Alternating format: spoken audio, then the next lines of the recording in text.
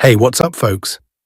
If you're looking for the best 3D printers, you've landed in the perfect spot. Done the research to bring you the best 3D printers options for this year, considering price, performance, and usage scenarios.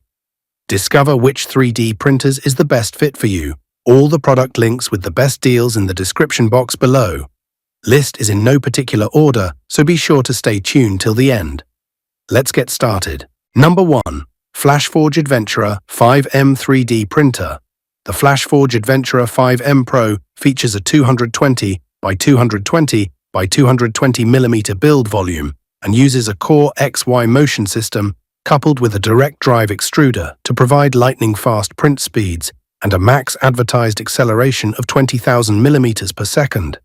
The enclosed build volume is designed to control airflow and provide filtration, useful when printing temperature-sensitive materials. The remote monitoring webcam functionality, replaceable air filters, and Pro name all indicate that this machine is aimed at the professional market.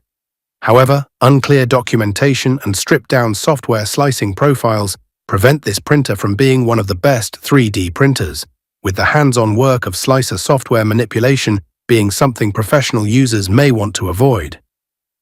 Ultimately, the Flashforge Adventurer 5M Pro shares a lot of similarities with its predecessor, the Flashforge Adventurer 4. While the hardware is impressive on paper, Number 2. Prusa MK4S 3D Printer Kit. The Prusa MK4S is pretty darn fast. On paper, it doesn't appear as fast as many of the competition's printers, which boast higher acceleration speeds and slightly faster printing speeds.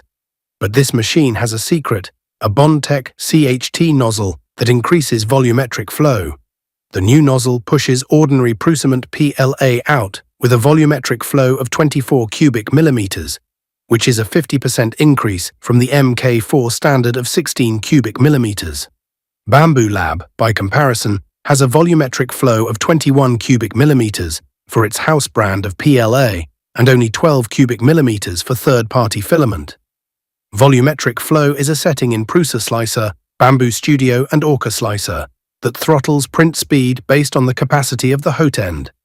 High-speed filament usually has a higher volumetric flow number, which for Bamboo Lab is 18 cubic millimeters. On an interesting side note, by making a high-flow nozzle standard on its flagship printer, Number 3. Monoprice Voxel.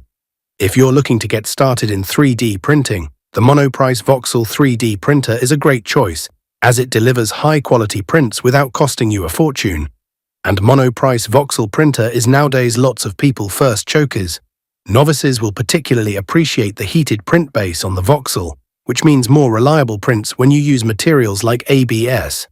The top of the print bed slides out too, and it's bendable, so removing prints is a snap. We also like the fact that the Voxel is enclosed, an important consideration if you're planning on using a 3D printer in a home or classroom.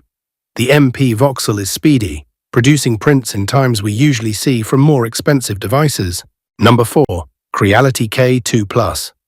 The Creality K2 Plus is one of a batch of next-generation 3D printers launched this year, and it's already transforming the 3D printing landscape. Everything about these new printers leaps forward from the previous generation. While the K1 series that came before seemed like amazing machines, when compared with the new K2, the K1 now seems surprisingly dated.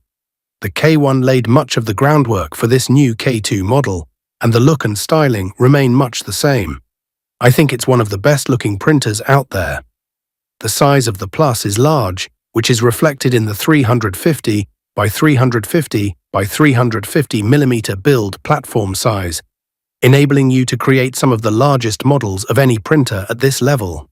Once again, as this is Creality, the workflow and ease of use are exceptional, making this an ideal choice for any workplace, product design studio, or educational establishment. Number 5. Flashforge AD5X Multicolor 3D Printer. The Flashforge AD5X is a good 3D printer with a bad slicer experience. I find it somewhat flummoxing as the machine is using a version of Orca Slicer, which is widely regarded as an excellent slicer. And yet, the AD5X is hampered with a buggy program that crashes frequently, does not transfer filament types and colors from the Device tab to the Prepare tab, and worse of all, does not inform the user how much filament is wasted in color swaps. These slicer issues could be solved with a software/firmware upgrade, so take this review with a grain of salt. We saw a similar problem with the Anycubic Cobra 3, and after the slicer problems were fixed, THR